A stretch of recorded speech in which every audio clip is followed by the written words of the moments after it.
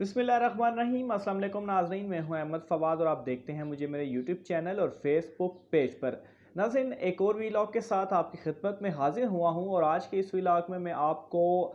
मुल्क की तारीख़ के सबसे अहम तरीन, अगर इंतखाबात कहा जाए तो गलत ना होगा, उस हवाले से बड़ी अहम डिटेल्स हैं जो कि आपकी खिदमत में आज के इस वीलॉग में पेश करने जा रहा हूँ। तमाम तर हुकूमतें जो हैं वो इन इंतखाबात से दूर भागी। लास्ट जो ये इंतखाबात थे वो 2000 में हुए और उसके बाद फिर सुप्रीम कोर्ट की एंट्री के बाद नवाज शरीफ के दौर में 2015 में ये जो इंतखाबात थे वो कराए गए और अब इमरान खान साहब की हुकूमत में इन इंतखाबात का जो बाकायदा तौर पर शेड्यूल था वो जारी हो गया है और 12 सितंबर को ये जो इंतखाबात हैं पूरे मुल्क के अंदर ये इंतखाबात होने जा रहे हैं। जी नाज़रीन, कंटोनमेंट बोर्ड के जो बलदियाती इंतखाबात हैं उस हवाले से मैं बात कर रहा हूँ जो कि मुल्क भर में कराए जा रहे हैं। और ये वो इंतखाबात हैं कि जो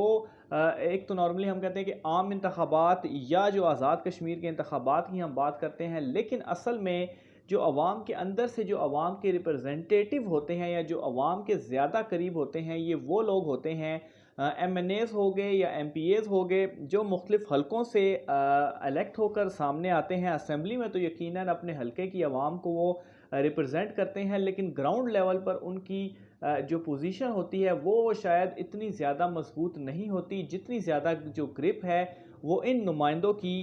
होती है। और असल में अगर कहा जाए कि अवामी लेवल पर अगर कोई रिप्रेजेंट कर रहा होता है वो यही कंटोनमेंट बोर्ड के जो बलदियाती नुमाइंदे होते हैं, ये जो है वो रिप्रेजेंट कर रहे होते हैं और असल अवामी मसाइल जो है वो ये उजागर भी कर रहे होते हैं। और उनकी अगर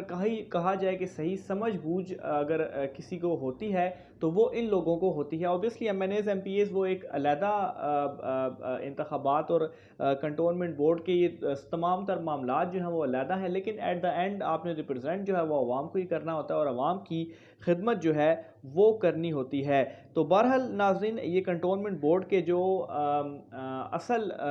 कंटोनमेंट बोर्ड के जो बलदियाती इंतखाबात होने जा रहे हैं नाज़रीन, इनमें जो जमात यहाँ पर जीतेगी, असल में जो होल्ड होगा इन तमाम तर इलाकों में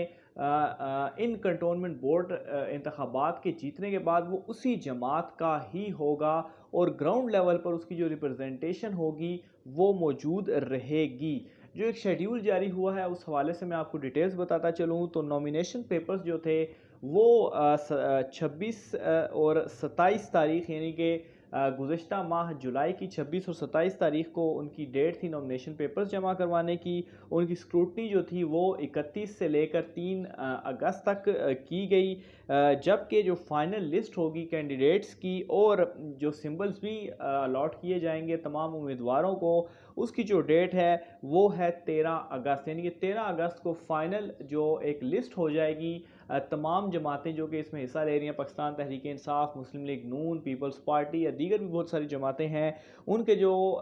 उम्मीदवार हैं उनकी जो फाइनल लिस्ट होगी वो 13 अगस्त को जारी कर दी जाएगी और 12 सितंबर जो है वो पोलिंग की डेट रखी गई है। 12 सितंबर को जो है नाज़रीन वो पोलिंग जो है वो होगी और पूरे मुल्क में कुल ये 42 कंटोनमेंट बोर्ड्स हैं जहाँ पर ये इंतखाबात कराए जा रहे हैं और इन 42 कंटोनमेंट बोर्ड्स में 219 वार्ड्स हैं, यानी कि इनको कहा जा सकता है कि 219 नशिस्तें जो हैं वो मौजूद हैं। अब नाज़रीन, चारों सूबों की बात की जाए तो चारों सूबों में जो कंटोनमेंट बोर्ड्स की तादाद है वो डिफरेंट है और इसी तरह इनमें जो वार्ड्स की तादाद यानी कि जो नशिस्तें हैं वो भी डिफरेंट हैं। सबसे ज़्यादा जो कंटोनमेंट बोर्ड्स हैं वो हैं पंजाब में और इनकी जो तादाद है वो 20 है और जो वार्ड्स की तादाद है पंजाब में या जो नशिस्तें हैं वो 119 नशिस्तें हैं। दूसरे नंबर पर नाजरीन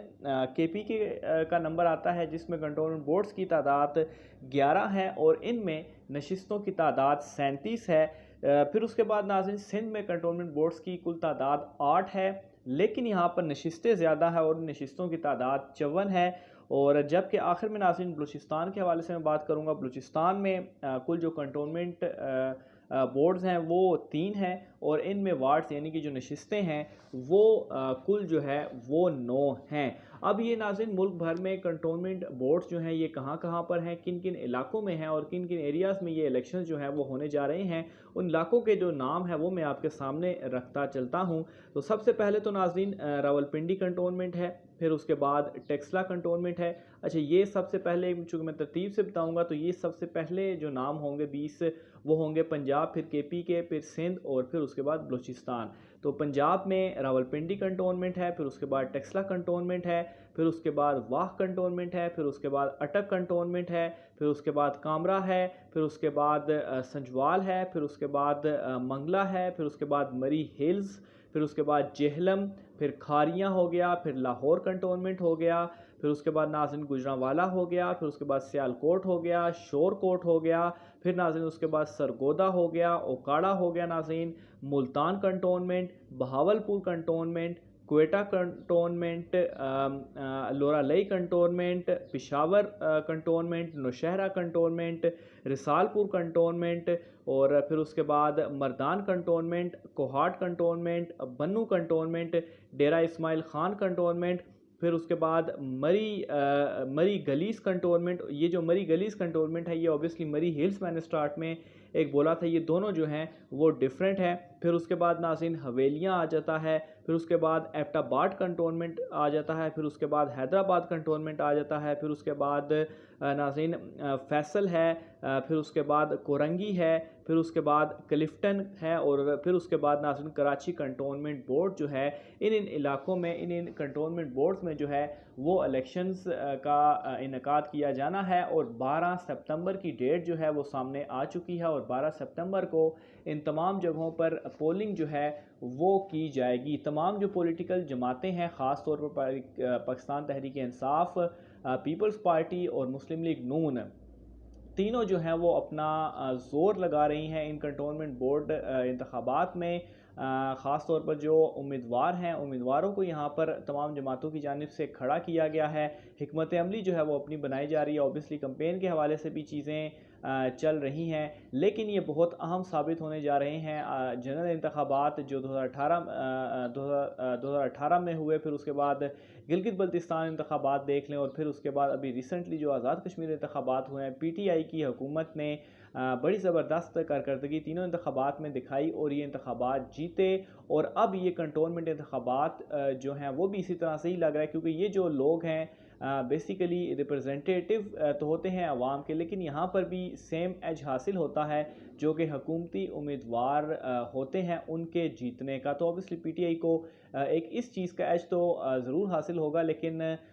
ये शायद उस तरह से इलेक्शंस को इम्पेक्ट ना कर पाए, क्योंकि ऑब्वियसली दूसरी जो जमातें हैं दीगर वो भी बड़ी जमातें हैं। लेकिन जिस तरह से आज़ाद कश्मीर में जो पाकिस्तान तहरीक इंसाफ या गिलगित बल्तिस्तान में जिस तरह से उन्होंने वहाँ पर नशिस्तें जीती और अपनी हुकूमत बनाई, ये जो कंटोनमेंट इंतखाबात हैं ये भी बहुत अहम होने जा रहे हैं। और ये बेसिकली जो ग्राउंड लेवल पर ख़ास तौर पर इन कंटोनमेंट बोर्ड के ये जो इलाके हैं नाज़रीन, यहाँ पर बेसिकली ग्राउंड लेवल पर क्या सिचुएशन है, लोगों की जो सपोर्ट है वो किसके साथ है, असल में जो यहाँ से आइडिया होगा ख़ास तौर पर 2023 के इंतखाबात के हवाले से, वो इन्हीं इंतखाबात, इन्हीं कंटोनमेंट बोर्ड के बलदियाती इंतखाबात के बाद जो है वो हो जाएगा। और ये एक किस्म का नाजरीन ये बेस करेगा, जिस तरह से गिलगित बल्तिस्तान और आज़ाद कश्मीर के इंतखाबात बेस कर रहे हैं, ये इंतखाबात भी बेस करेंगे और लीड करेंगे 2023 के इंतखाबात की जानिब। और एक जो पिक्चर होगी उसको आहिस्ता आहिस्ता ये क्लियर करेंगे कि 2023 में क्या होने जा रहा है, क्योंकि अभी तक आज़ाद कश्मीर और गिलगित बल्तिस्तान से जिस तरह से इंतखाबात हुए हैं, इवन के ज़िमनी इंतखाबात को अगर ले लिया जाए, और फिर अब ये इंतखाबात बहुत ज़्यादा इंपॉर्टेंट होने जा रहे हैं, क्योंकि ये मज़ीद जो पिक्चर है 2023 इंतखाबात के हवाले से उसे मज़ीद भी क्लियर करेगा। इस हवाले से नाज़रीन मज़ीद डिटेल्स भी आप नाज़रीन तक पहुँचाते रहेंगे। आप अपनी राय का इज़हार कमेंट बॉक्स में लाजमी कीजिएगा। आज के व्लॉग से इतना ही, मुझे इजाज़त दीजिए। अल्लाह हाफ़िज़।